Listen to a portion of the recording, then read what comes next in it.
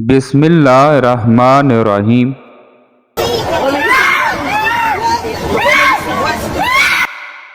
खुदा का घर देखने की जुस्तजू किस मुसलमान को नहीं होती, लेकिन बदनसीब है वो जो अल्लाह के घर जाकर भी हज अदा न कर सकें, काबा को न देख सकें, तो ये सबसे बड़ी बदनसीबी क्या हो सकती है।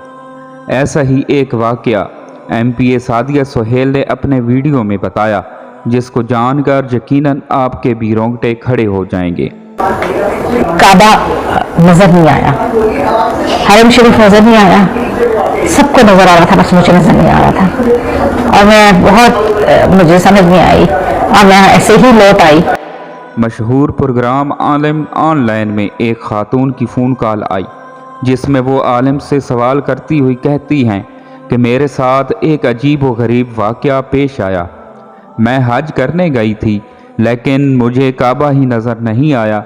मैं रोती रही और ना मेरा हज हो सका, जिस पर आलम ने कहा कि आपने ऐसा कौन सा बड़ा गुनाह किया है जिसकी वजह से अल्लाह आपको अपने घर की ज़ियारत ही करवाना नहीं चाहता। जिंदगी का ऐसा वाक़या या ऐसी चीज़ है, आपसे ऐसी कौन सी खता या गलती हुई है कि जिसपे अल्लाह ताला और रब आपसे इतना नाराज़ हो गया। तो आप इस वक्त वीडियो में भी देख सकते हैं, खातून ने यहाँ अपने गुनाह का इतराफ़ करते हुए बताया। तो उसने एक गुनाह का इतराफ़ किया।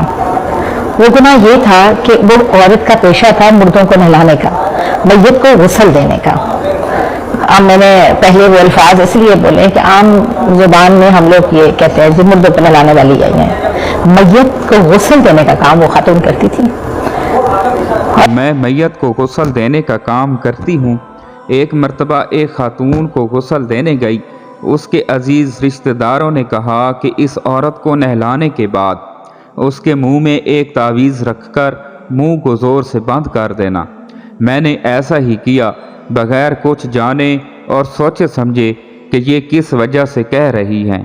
कारत थे चचा चचियाँ वगैरह, उन्होंने इस खातून को एक तावीज़ दिया और कहा कि दौरान गुस्ल तुम इस खातून के मुंह में दबा देना, जो मैयत थी उसके मुंह में दबा देना। अच्छा, उसको काफ़ी पैसों का लालच दिया और वो लालच में आ गई। उसने उसके मुंह में दबा दिया वो तावीज़, और उसको दफनाने के बाद कोई 15-20 दिन भी ना गुजरे थे कि वो जो बच्चे हैं उनमें से बेटे की इंतकाल हो गया, और बेटी का इंतकाल हो गया। तो अब एक बेटा बच गया उनका। तो उन्होंने फिर एक तावीज़ दिया और कहा कि ये बच्ची के मुंह में दबा देना। और ये किस चीज़ का तावीज़ है, मैंने पैसों के लालच में कर दिया। 15 दिन बाद खातून की बेटी का इंतकाल हुआ। फिर मुझे बुलाया गया और दोबारा मुझे हज़ारों रुपए की ऑफ़र हुई, और यूं ही बेटी के मुंह में भी तावीज़ दबाने का कहा गया। इस मर्तबा भी मैंने ऐसा ही किया। उसके 17 दिन बाद इस औरत का बेटा मर गया।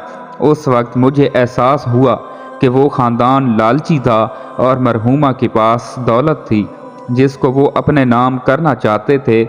मुझसे ये गुनाह सरज़द हुआ। उसके जवाब में आलिम ने कहा, अब आप ज़िंदगी भर भी माफ़ी मांगें तो खुदा शायद माफ़ न करे, क्योंकि ये तो सरासर कत्ल और ज़्यादती है, किसी की जान लेना और ख़ुद को तबाह करने वाला काम है। आपका अब निकाह भी वाजिब न रहा। आपके शोहर को चाहिए कि वो तलाक दे दें आपको। ये तमाम शैतानी कामों का अंजाम भी बुरा है। बहैसियत मुसलमान हमें चाहिए कि ऐसे फितनों में अपनी ज़िंदगी को बर्बाद ना करें, बल्कि अल्लाह के दीन की खातिर ज़िंदगी के मामलात को आगे बढ़ाएं, वरना ऐसा मुसलमान होने का कोई फ़ायदा नहीं जिसको खुदा के घर जाकर भी दीदार नसीब ना हो। मोहतरम नाज़रीन, उम्मीद करता हूँ कि आपको हमारी आज की लेटेस्ट वीडियो अच्छी लगी होगी। अगर आपको हमारी आज की नई वीडियो अच्छी लगी है तो हमारे चैनल को सब्सक्राइब कर दें और साथ ही लगे बेल आइकन के बटन को भी प्रेस कर दें, ताकि हमारी हर नई आने वाली वीडियो آپ تک بر وقت پہنچتی رہے۔ اللہ پاک آپ کا حامی و ناصر ہو۔ اللہ حافظ۔